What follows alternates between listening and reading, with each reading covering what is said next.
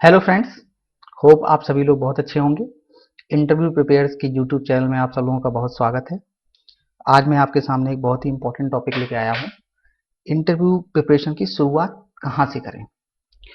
हम लोगों में से बहुत से लोग रिटन एग्जाम क्वालिफाई कर लेते हैं। उसके बाद जब हम इंटरव्यू प्रिपरेशन वाले राउंड में आते हैं तो हमें ये पता नहीं चलता कि हम शुरुआत इसको कैसे करें। तो इसी के बारे में हम जानेंगे। चलिए शुरुआत करते हैं। तो जैसे मैंने बताया कि बिगनिंग कैसे करना है, इसमें दो तरह के बड़े चैलेंजेस आते हैं। तो सबसे पहला चैलेंज ये होता है कि हमारे पास कोई डिफाइंड सिलेबस नहीं होता। अगर आपने कोई रिटन एग्जाम या प्री एग्जाम्स या और भी किसी तरह का जो एग्जाम्स होता है, वहाँ पे हमें पता होता है कि ये चीज़ें हैं, इसके बारे में पूछा जाएगा। लेकिन इंटरव्यू राउंड में कोई सिलेबस नहीं होता, इसमें कुछ भी पूछा जा सकता है। तो सबसे पहले हमें ये कन्फ्यूजन रहता है कि हम क्या तैयार करें, क्या चीज़ों को हम छोड़ दें। दूसरा चैलेंज आता है कि ये इंटरव्यू कोई एक स्टैंडर्ड टेस्ट नहीं है।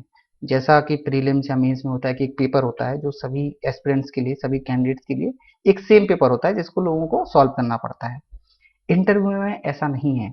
इंटरव्यू में क्या पूछा जाएगा, क्या नहीं पूछा जाएगा, ये हर कैंडिडेट्स पे डिफर करता है। किसी से हो सकता है किसी एक टॉपिक के बारे में पूछा जाए और किसी दूसरे कैंडिडेट से हो सकता है बिल्कुल डिफरेंट पूछा जाए। तो ये सारे चैलेंजेस आते हैं। अब हम शुरुआत कैसे करें, हमारा पहला स्टेप क्या होना चाहिए। तो फर्स्ट फर्स्ट स्टेप बहुत ही इंपॉर्टेंट होता है, हम कहाँ से शुरुआत करें। तो मेरे हिसाब से जो फर्स्ट स्टेप होना चाहिए इंटरव्यू प्रिपरेशन के लिए, वो है नो योर सेल्फ। आपको खुद के बारे में जानना है।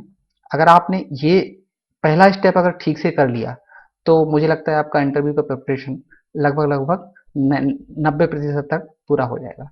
अगर आपने अपने खुद को जान लिया तो आप बहुत हद तक इंटरव्यू में एक कमांड पोजीशन पे आ सकते हैं। तो आपको खुद को जानने के लिए आपको क्या करना है, तो मैं एक बहुत ही सिंपल सा आपको एक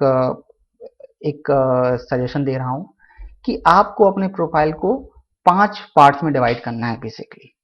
तो ये 5 पार्ट्स क्या क्या हैं। सबसे पहले आपके पर्सनल, दूसरा है आपका एकेडमिक या एजुकेशनल, तीसरा है आपका हॉबीज या इंटरेस्ट या एक्स्ट्रा करिकुलर एक्टिविटीज, चौथा है आपका current affairs and general knowledge, and पांचवा है करंट या कोई प्रीवियस वर्क एक्सपीरियंस है। ये जो पांचवा है ये हो सकता है कि सब लोगों के लिए एप्लीकेबल ना हो।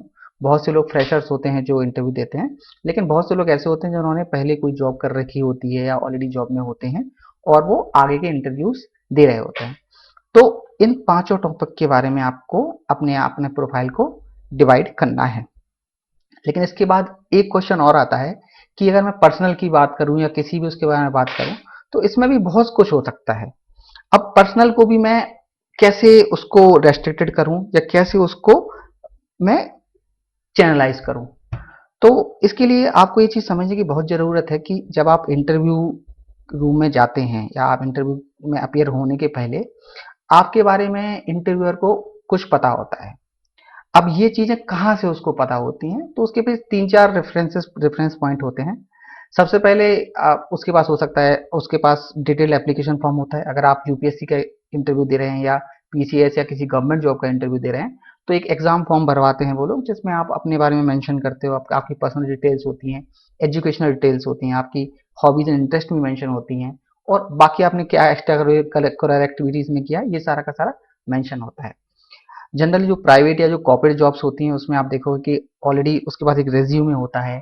जनरली पहला आपका रिज्यूमे शॉर्टलिस्ट हो जाता है, तभी आपको इंटरव्यू राउंड में जाने का मौका मिलता है। सीवी, बायोडेटा, ये सब चीज़ें ऑलरेडी उनके पास होती हैं।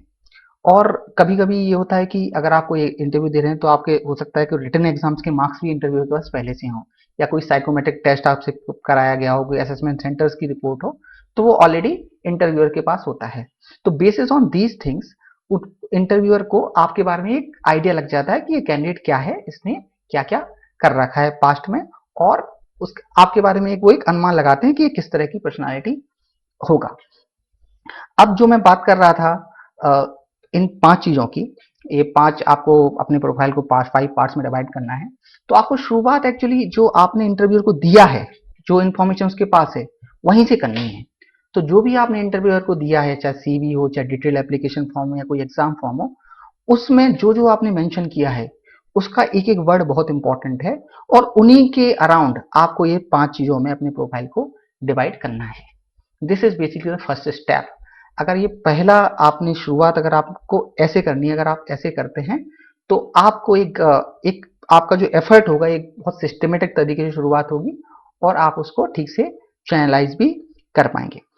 अब हम इसको एक एग्जाम्पल से समझते हैं कि इसको कैसे करना है। मैं एक छोटा सा एग्जाम्पल लूंगा और उसके बाद उसको समझूंगा।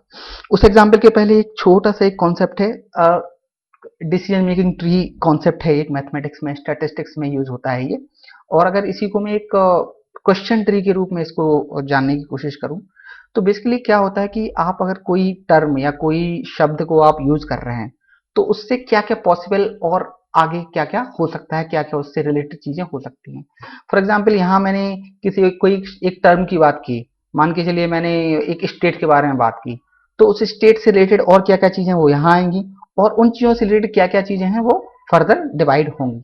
तो इस तरह से एक एक ट्री बन जाता है। आप कोई एक टर्म यूज करते हैं उसमें कई एक ट्री बन जाता है और उस तरह से आप पॉसिबल फ्यूचर क्या क्या हो सकता है, क्या क्या क्या कहाँ कहाँ से वो रिलेटेड है, उसको आप यूज कर पाते हैं। तो बेसिकली हमें एक क्वेश्चन ट्री ही बनाना है, इसी को यूज करना है अपने सारे के सारे जो हमारे प्रोफाइल में जो 5 पार्ट में हम डिवाइड करना है वहां पे आपको यही बनाना है। और सबसे पहले आपको केवल क्वेश्चन ही लिखना है। आपको मैं सजेस्ट करूंगा कि आप लोग एक अलग से एक नोटबुक बनाइए इंटरव्यू के लिए। उस नोटबुक में सबसे वो नोटबुक, क्योंकि आपकी जब भी आप इंटरव्यू दोगे या जहां जहां भी आप इंटरव्यू दोगे फ्यूचर में भी आप दोगे तो वो आपको हेल्प करेगी। उसी नोटबुक को आपको बार बार रेफर करना है और सारी चीजें आपको वहीं लिखनी है। पहले स्टेप में केवल आपको क्वेश्चंस लिखने हैं। आप आंसर्स के पीछे मत भागिए, पहले पहले आप क्वेश्चंस का लिस्ट प्रिपेयर कीजिए। अगर आपने क्वेश्चंस का लिस्ट ठीक से प्रिपेयर कर लिया उसके बाद आप उनका एक पॉसिबल आंसर ढूंढेंगे। हो सकता है आपको आंसर को रिवाइज करना पड़े, रेक्टिफाई करना पड़े, आप अपने मेंटर या किसी कोच या किसी फ्रेंड से उसके बारे में बात करें और आपको लगे कि शायद आंसर को मुझे रिवाइज करने की जरूरत है, और धीमे धीमे आप रिवाइज करके उसको आप उसको रिहर्स करेंगे। हो सकता है आपको मॉक इंटरव्यूज भी आप देंगे तो आपका एक आंसर कहीं ना कहीं एक बहुत अच्छा आंसर बाद में तैयार हो सकता है। तो पहले स्टेप के लिए केवल आपको क्वेश्चन प्रिपेयर करने हैं, ये ध्यान रखिए। तो हम वो क्वेश्चन कैसे प्रिपेयर करेंगे उसको एक एग्जांपल से समझ लेते हैं। तो मान के चलिए कोई कैंडिडेट है जिसको एक पीसीएस के इंटरव्यू में, उत्तर प्रदेश पीसीएस के इंटरव्यू में उसको अपीयर होना है और आपने जो फॉर्म भरा है उसमें जो पर्सनल इन्फॉर्मेशन है उसमें मैंने एक एग्जाम्पल लिया है, ये सारे पॉइंट्स उसमें मेंशन है। तो आप जब इंटरव्यू रूम में घुसते हैं उसके पहले इंटरव्यूअर के पास आपकी ये डिटेल, ये इन्फॉर्मेशन ऑलरेडी है। मान लीजिए कैंडिडेट का नाम राकेश शर्मा है, उसका डेट ऑफ बर्थ दिया हुआ है 10 दिसंबर 1993, बलिया उत्तर प्रदेश से बिलोंग करता है वो। उसने अपना जो ग्रेजुएशन किया है वो बनारस हिंदू यूनिवर्सिटी वाराणसी से किया हुआ है। फादर का प्रोफेशन प्राइमरी गवर्नमेंट जॉब में है।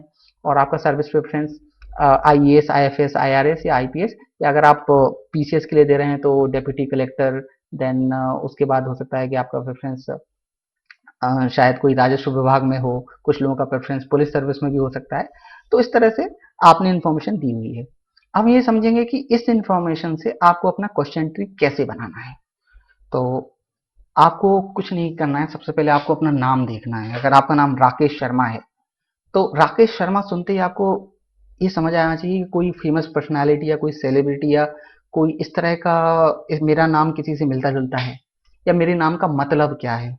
कुछ लोगों का हिस्टोरिकल नाम हो सकता है, कुछ लोगों का नाम का मीनिंग बहुत अच्छा हो सकता है या कुछ हो सकता है। अब राकेश शर्मा जैसे आपको पता होगा कि एस्ट्रोनॉट, उन्होंने, he was the first Indian जो स्पेस में गए थे पहली बार। तो आपको ये समझना चाहिए कि अगर आपका नाम राकेश शर्मा है तो आपको कहीं ना कहीं उनके बारे में पता होना चाहिए कि वो कौन सी ईयर में गए थे। तो 1984 में वो गए थे। तो इससे कहीं ना कहीं राकेश शर्मा नाम से तीन चार चीजें निकल के आ रही हैं कि सबसे पहले आपका इंडिया स्पेस मिशन के बारे में आपको जानना है, साथ में 1984 में गए थे वो, तो कितने साल हो चुके हैं। अब 1984 में फर्दर क्या इंपॉर्टेंट हिस्टोरिकल इवेंट हुए थे, तो ये भी आपको जानने की जरूरत है। फॉर एग्जाम्पल अगर ये 1983 होता तो एक इंपॉर्टेंट इवेंट ये था कि हमने इंडिया ने उस बार पहली पहली बार क्रिकेट वर्ल्ड कप को जीता था, राइट। तो क्या क्या हुआ था उसके बारे में भी आपको जानने की जरूरत है। कैप्टन कौन था, कि किसके अगेंस्ट हमने मैच लड़ा था, तो ये बेसिक इन्फॉर्मेशन आपको गैदर करने की जरूरत है। अगर इंडियन स्पेस मिशन के बारे में फर्दर थोड़ा सा आपको और समझने की जरूरत है कि भाई चंद्रयान 2 कब हुआ था, या फ्यूचर में जो इंडियन स्पेस मिशन के प्लान है वो क्या है, किस तरह से हमारा इंडियन स्पेस मिशन में हमें और क्या क्या करना चाहिए। तो कहीं ना कहीं नाम आपका राकेश शर्मा है, लेकिन उससे आप ये समझिए आपको इंडियन स्पेस मिशन 1984 और इसके बारे में आपको फर्दर जानने की जरूरत पड़ेगी और उसके बारे में फर्दर क्वेश्चन निकलेंगे। तो आप अपनी नोटबुक में क्या करेंगे, अपना नाम लिखेंगे, नाम के क्या क्या पॉसिबल मीनिंग हो सकते हैं उसके बारे में क्वेश्चन लिखेंगे, उस नाम से क्या क्या और रिलेटेड है उसके बारे में आप लिखेंगे, और फर्दर उससे और क्या क्या रिलेटेड है वो आप लिखेंगे। तो इस तरह से आप एक क्वेश्चन ट्री बनाने की कोशिश करेंगे। अगर आपने ये कर लिया तो आप कम से कम काफी सारे ऐसे रेलिवेंट क्वेश्चन है जो इंटरव्यूअर क्यों पूछ सकता है वो क्वेश्चन पे आप आ जाएंगे। इसके बाद आप देखिए कि भाई आपका डेट ऑफ बर्थ दिसंबर है, 10 दिसंबर 1993। आगे यहाँ पे भी हमें वही कॉन्सेप्ट लगाना है कि 10 दिसंबर क्या है। आपको ये देखना है कि 10 दिसंबर को कोई कोई इंटरनेशनल डे पड़ता है या कोई हिस्टोरिकल इवेंट में कोई इंपॉर्टेंट डेट है। तो आप जानेंगे कि 10 दिसंबर को इंटरनेशनल ह्यूमन राइट्स डे पड़ता है, मानव अधिकार दिवस। तो ये मानव अधिकार दिवस के बारे में आपको जानने या समझने की जरूरत है कि कौन सी ईयर में इसको ये शुरुआत हुई थी, इसकी इसके पीछे की हिस्ट्री क्या है, यूडीएचआर क्या है, डिक्लेरेशन ऑफ जो ह्यूमन राइट्स का डिक्लेरेशन कब हुआ था, तो ये समझने की जरूरत है। अगेन 1993, तो इस ईयर को भी आपको समझना है कि इसमें कोई हिस्टोरिकल इवेंट्स हुए थे। तो इस तरह से इसका भी एक क्वेश्चन भी बन जाएगा। सेम लॉजिक आपको ये होम टाउन, जैसे बलिया है आपका, तो बलिया के लिए आपको सेम बनाना है। तो आप बलिया से बिलोंग करते हैं तो बलिया में फेमस क्या क्या है। हिस्ट्री से आप देखेंगे तो हिस्ट्री में मंगल पांडे जी थे, वो बलिया से बिलोंग करते थे। तो मंगल पांडे कौन थे, उन्होंने फर्स्ट जो हमारा फ्रीडम स्ट्रगल था उसमें क्या कंट्रीब्यूशन किया था, कि वो एक कुछ लोग उनको रिबेल समझते थे, कुछ लोग उनको फ्रीडम फाइटर समझते थे। तो ये भी एक डिबेट है, उसके बारे में समझना है। तो ये आपको जानना है। बलिया के बारे में जैसे मैं एक चीज और मैं अगर रिकॉल कर पाऊँ तो बलिया में जब 1942 में क्विट इंडिया मूवमेंट चल रहा था, तब उस समय एक बहुत ही एक लीडर इमर्ज हुए थे, चेतू पांडे करके। तो आप उनके बारे में भी जानना है। वो भी बड़े हिस्टोरिकल फिगर थे, उन्होंने भी काफी कंट्रीब्यूट किया था फ्रीडम स्ट्रगल में। तो इस तरह से जो भी आपके आसपास रिलेटेड है, आपके डिस्ट्रिक्ट में रिलेटेड है, हो सकता है आप छोटे गांव से या किसी कस्बे से बिलोंग करते हो, तो आपके डिस्ट्रिक्ट में क्या क्या इंपॉर्टेंट है, उसमें आपके टूरिज्म के क्या क्या प्लेसेस हैं, उसमें किस तरह का खनिज या मिनरल्स पैदा होते हैं। तो ये सब आपको जानने की जरूरत है और उसको समझने की जरूरत है। इससे रिलेटेड आपको सारे के सारे क्वेश्चन ऑलरेडी लिख लेने हैं, उनको बनाना है। आगे वही कॉलेज में भी बनारस हिंदू यूनिवर्सिटी, इसका हिस्ट्री, फाउंडर कौन था, अ, ये अगर कोई अभी एनआईआरएफ में रैंकिंग हुई है तो इसका कौन सा स्थान आया हुआ है, यूनिवर्सिटी में किस तरह के कोर्सेज चल रहे हैं। तो ये सब बारे के बारे में आपको जानने की जरूरत है। फादर प्रोफेशन, अगर प्राइमरी टीचर हैं आपके फादर, तो भाई आप प्राइमरी टीचर्स के ये जो प्राइमरी एजुकेशन उसमें प्रॉब्लम्स क्या क्या हैं, गवर्नमेंट ने इतना पैसा खर्च कर रही है उसके बाद भी इतने अच्छे रिजल्ट्स क्यों नहीं आ पा रहे हैं बेसिक एजुकेशन में। तो इस तरह के सारे क्वेश्चंस आपको बनाना है। अगर मैं एक सर्विस के बारे में बात करूं तो बहुत से लोग ऐसे होते हैं कि पहले उन्होंने डेप्यूटी कलेक्टर लिखा, उसके बाद उनका जो पुलिस सेवा का है वो चौथा या पांचवें स्थान पे होता है, जैसा आप यहाँ पे देख पा रहे हैं। तो एक क्वेश्चन भी बनता है कि भाई आपका पुलिस सर्विस क्यों प्रेफरेंस नहीं है, या आपका एक राजस्व विभाग क्यों प्रेफरेंस है। कुछ लोग ऐसा है सबसे पहले आईपीएस या पुलिस सर्विस को सबसे प्राथमिकता देते हैं।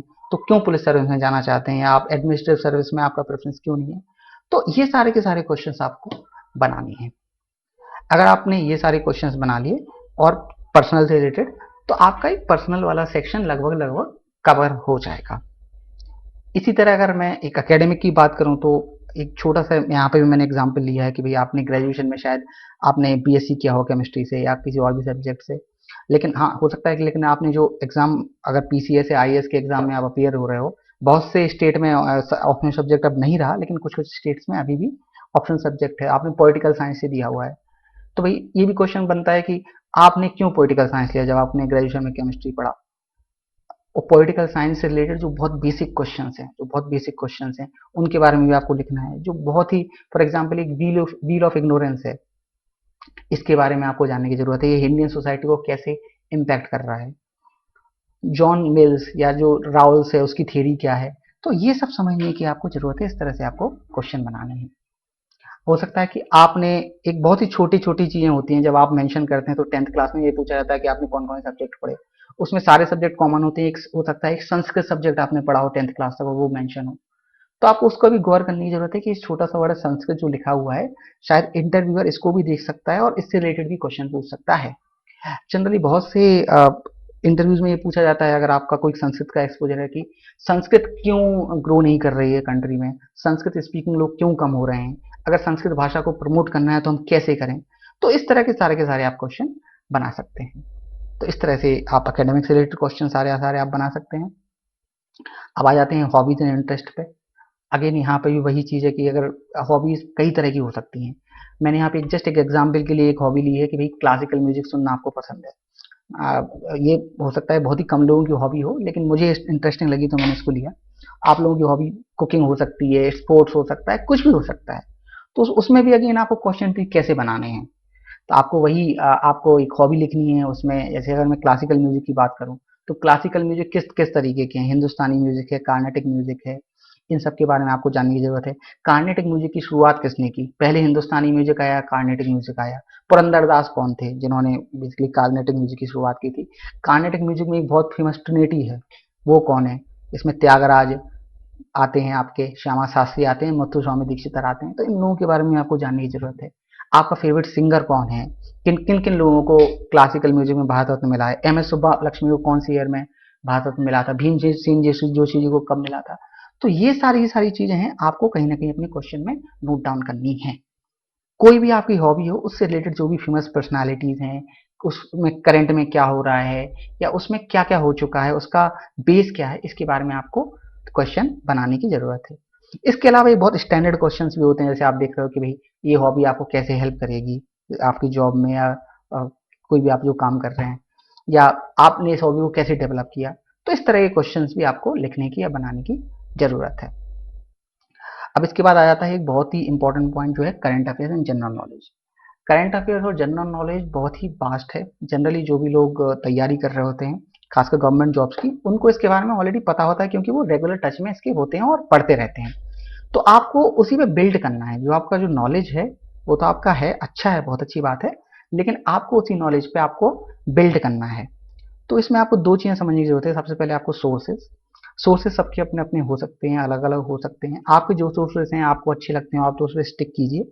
लेकिन अगर मैं आपको सजेस्ट करना चाहूँ, जो मुझे लगता है इंपॉर्टेंट सोर्सेज हैं इंटरव्यू पॉइंट ऑफ व्यू से, वो कहीं ना कहीं मेरे हिसाब से newspaper. Newspaper becomes the most important part in your interview preparation. आपको न्यूज़पेपर को बहुत अच्छे से पढ़ना है, समझना है। मैंने भी कई बार जब सिविल सर्विस के इंटरव्यूज दिए हैं, तो मेरे जो 20 to 25% जो क्वेश्चन थे, वो न्यूज़पेपर से थे। क्वेश्चंस में ये भी पूछे जाते थे कि भाई उस दिन का जो न्यूज़पेपर है मॉर्निंग का, उसमें कोई शब्द लिखा है तो उसके बारे में भी पूछा गया है। तो आपको न्यूज़पेपर्स को अच्छे से पढ़ना है, समझना है। और इसमें से मैं अगर प्रेफर करूंगा तो मैं द हिंदू या इंडियन एक्सप्रेस की बात करूंगा, अगर आप इंग्लिश मीडियम से इंग्लिश दे रहे हैं या आप इंग्लिश में पढ़ते हैं। और अगर इंग्लिश में भी पढ़ते हैं तो आप एक रीजनल लेवल का हिंदी या जो भी आपका लैंग्वेज है, आप उसको जरूर लीजिए, चाहे वो आप मराठी हो, तमिल है, जिस भी लैंग्वेज आपकी फर्स्ट लैंग्वेज है, आप उसका साथ में एक लोकल न्यूज़पेपर जरूर पढ़िए। ये बहुत इंपॉर्टेंट है। जो लोग केवल हिंदी पढ़ रहे हैं, जो हिंदी में इंटरव्यू देते हैं या हिंदी का न्यूज़पेपर पढ़ते हैं, तो आप एक ही जगह दो न्यूज़पेपर पढ़िए। अगर आप जागरण पढ़ रहे हैं तो साथ में अमर उजाला भी पढ़िए, अमर उजाला पढ़ रहे हैं तो आप हिंदुस्तान भी पढ़ सकते हैं। तो इस तरह से आप न्यूज़पेपर को कवर करने की कोशिश करें, और उसमें से भी क्या इंपॉर्टेंट है वो आपको जानने की, समझने की जरूरत है। आप पूरा न्यूज़पेपर अगर पढ़ेंगे तो उसमें हो सकता है 4 से 5 घंटे लग जाएं। लेकिन जो भी का सिविल सर्विस वर्दी है, जो न्यूज़ है, एडिटोरियल है, जो फ्रंट पेज है, या जो जहाँ पे डिस्कशंस हो रहे हैं, या कोई नई घटना है समाज से रिलेटेड, तो आप उसको विशेष प्रायोरिटी दीजिए। इसके अलावा एक सेकंड इंपॉर्टेंट, जो बहुत ही इंपॉर्टेंट सोर्स मुझे लगता है प्रिपरेशन के लिए, वो है आपका all India radio. All India radio पे एक न्यूज एनालिसिस और स्पॉटलाइट करके प्रतिदिन का एक प्रोग्राम आता है, 15 मिनट का होता है। ये बहुत ही रिच डिस्कशन होता है। उसमें हिंदी में भी डिस्कशंस होते हैं ऑल इंडिया रेडियो पे, और इंग्लिश में भी होते हैं। करंट अफेयर्स के बारे में डिस्कशन होता है, समसामयिकी पे भी डिस्कशन होता है। तो आप वो जरूर सुनिए। तो इसमें दो चीज़ें क्लियर होती हैं। सबसे पहले जो उनकी लैंग्वेज होती है, वो लैंग्वेज बहुत ही अच्छी होती है। अगर वो हिंदी में बात कर रहे हैं तो बहुत ही अच्छी हिंदी में बात करते हैं, इंग्लिश में बात करें तो बहुत अच्छे वर्ड यूज करते हैं। आप उसको सुनेंगे तो कहीं ना कहीं आपकी लैंग्वेज भी उस तरह से होगी। दूसरा, जो टॉपिक का वो डिस्कशंस करते हैं, वो बहुत कुछ जो एक्सपर्ट टॉपिक के बारे में बता रहा होता है, बहुत ही डेप्थ में होता है। आपको उसके सारे एस्पेक्ट्स पता चल जाएंगे। अगर किसी भी टॉपिक के बारे में बात हो रही है, तो सारे के सारे उसके आपको एस्पेक्ट पता चल जाएंगे, जो आपके आंसर को होलिस्टिक बनाएगा। तो मेरे हिसाब से ये बहुत ही इंपॉर्टेंट सोर्स है। हम में से बहुत से लोग हैं जो इसको टैब नहीं करते, मैं आपको जरूर सजेस्ट करूंगा कि आप ऑल इंडिया रेडियो पे न्यूज चैनल से स्पॉटलाइट या और भी जो इस तरह के प्रोग्राम है समसामयिक से रिलेटेड, वो आप उनको जरूर सुनिएगा। ये आपको बहुत हेल्प करेंगे इंटरव्यू में। इसके अलावा टीवी डिबेट्स हैं, मैगजीन्स हैं जो आप लोग पढ़ रहे होंगे। अब टीवी डिबेट्स में मैं एक चैनल का नाम जरूर लेना चाहूंगा, यहाँ जो है राज्यसभा टीवी। राज्यसभा टीवी की जो डिबेट्स होती हैं, जैसे बिग पिक्चर है, देश देशांतर है, या विशेष करके उनका एक प्रोग्राम होता है, तो यहाँ पे भी टॉपिक बहुत अच्छे से कवर करते हैं। तो आप उनको भी देखिए, और इसके अलावा आपको जो भी पसंद है, जो भी चैनल पसंद है, आपको जो भी न्यूज पसंद है, आप उसको देखिए और आप इससे भी अपनी तैयारी कर सकते हैं। अब हम आ जाते हैं कि भाई क्वेश्चन डी करंट अफेयर्स का कैसे बनाएं। तो इसमें कोई एक क्वेश्चन तो है नहीं, इसमें करंट अफेयर्स तो बास्ट है, पर डे बढ़ते जा रहा है। तो इसमें आपको बेसिकली बहुत छोटी सी दो चीजें समझने की जरूरत है। करंट अफेयर्स दो चीजें होती है, एक तो होता है कॉन्सेप्ट, उससे क्या करंट अफेयर्स निकल रहा है, और एक जो करंट अफेयर्स चल रहा है उसमें क्या क्या कॉन्सेप्ट निकल रहा है। फॉर एग्जाम्पल कोई साइंस का कॉन्सेप्ट है जो अभी चर्चा में है, तो उससे रिलेटेड क्या क्या करंट अफेयर्स था पिछले साल में, या अभी या फ्यूचर में क्या क्या उसमें न्यूज में है। या कोई करंट अफेयर्स चल रहा है, कोई किसी जो कोई बीमारी या किसी वायरस के बारे में बात हो रही है, तो उसकी जो कॉन्सेप्ट क्या क्या है, उसमें कौन कौन सी टेक्नोलॉजी से आप यूज कर रहे हो, आप उसको प्रिवेंशन में किस तरह का कॉन्सेप्ट यूज कर रहे हो। तो आपको इस तरह से आपको क्वेश्चन टी बनाने हैं किसी भी करंट अफेयर्स को। तो आप क्या कीजिए, 15 से 20 जो इंपॉर्टेंट जो टॉपिक हैं जो चल रहे हैं, उनको आप गैदर कीजिए, और उसमें ये कॉन्सेप्ट टू करंट और करंट टू कॉन्सेप्ट समझने की कोशिश कीजिए। अगर आपने ये किया तो आपको आई एम श्योर बहुत हेल्प करेगा ये। आपका करंट अफेयर्स के बारे में आपको एक पता चलेगा कि मुझे कैसे लिंक करना है। तो बेसिकली आपको करंट अफेयर्स के बारे में यही करने की जरूरत है। इसके बाद जो पांचवा था वो था वर्क एक्सपीरियंस। बेसिकली अगर आपका कोई है तो वहां भी आपको वर्क एक्सपीरियंस के बारे में आपको समझना है, जिस इंडस्ट्री या जिस सेक्टर से आप जुड़े हुए हैं उसके बारे में जानने की कोशिश करनी है। मान लीजिए आप इंश्योरेंस सेक्टर से जुड़े हुए हैं, आप सेल्स का जॉब करते थे, या आप किसी कंपनी में या किसी गवर्नमेंट जॉब में आप विद्युत विभाग में क्लर्क हैं, तो आपको क्या क्या डिपार्टमेंट्स की प्रॉब्लम है, उस सेक्टर का क्या क्या चल रहा है अभी, उस सेक्टर में क्या क्या फ्यूचर में हो सकता है। बैंक से में अगर आप काम करते हैं तो बैंक में क्या क्या प्रॉब्लम्स हो रही हैं, कैसे वर्कलोड बढ़ रहा है, इन सब के बारे में आपको जानने और समझने की जरूरत है। और उस वो सेक्टर कैसी सोसाइटी को कंट्रीब्यूट कर रहा है। तो इस तरह से वो सारे के सारे क्वेश्चन ट्री आपको बनाने की जरूरत है। तो अगर आप ये सारे के सारे क्वेश्चन बना लेंगे इन पांच टॉपिक्स को लेके, तो आई एम श्योर आपके पास एक बहुत ही एक जो अच्छा एक क्वेश्चन बैंक प्रिपेयर हो जाएगा, जो आपको आपके बारे में बताएगा। जो हमने नो योर सेल्फ की बात की थी, अगर आपने उन्हीं क्वेश्चंस को ठीक से बना लिया, तो और उनके आंसर धीमे धीमे आप जब लिखने लगेंगे, बनाने लगेंगे, देन आई एम श्योर आपका जो इंटरव्यू का प्रिपरेशन है वो काफी हद तक, मैं बोलूंगा 80 से 90% तक आपका कंप्लीट हो जाएगा। तो यही करने की जरूरत है। इसके साथ मैं एक चीज और बोलना चाहूंगा कि इंटरव्यू क्या है बेसिकली। इंटरव्यू में दो चीजों की बहुत जरूरत है। इंटरव्यू में अगर आपके पास कंपोजर है और कॉन्फिडेंस है, तो आप ये समझिए कि आपने आधा युद्ध जीत लिया, जो वन द हाफ बैटल। तो आपको कंपोजर और कॉन्फिडेंस जब ही आएगा जब आप अपने बारे में ठीक से तैयारी करेंगे, जब आपको अपने बारे में पता होगा। अगर ये आपका क्वेश्चन बैंक ठीक से, क्वेश्चन ट्री ठीक से तैयार हो गया, और उसके आंसर भी आपने ठीक से बना लिए, या उसको आंसर को भी आपने ठीक से रिहर्स कर लिया, आई एम श्योर आपको कंपोजर भी होगा और कॉन्फिडेंस भी होगा। ये चीज होगी तो आई एम श्योर आप इंटरव्यू में बहुत अच्छा करेंगे। तो इसी के साथ मैं आपको बेस्ट विशेस देना चाहता हूँ आपकी तैयारी के लिए, आपकी इंटरव्यू प्रिपरेशन के लिए। थैंक यू इस वीडियो को सुनने के लिए। और अगर आपका इंटरव्यू से रिलेटेड कोई भी क्वेश्चन हो, कोई भी क्वेरी हो, तो आप जरूर हमें मेल लिखिए interviewprepares@gmail.com। I will be happy to help. आपके आंसर्स देने में मैं जरूर आपकी हेल्प करना चाहूँगा। और अगर आपको ये वीडियो अच्छा लगा हो तो आप लाइक कर सकते हैं, सब्सक्राइब कर सकते हैं, अपने फ्रेंड्स को भी बता सकते हैं, ताकि ये ज़्यादा से ज़्यादा लोगों तक पहुँच सके। Thank you very much.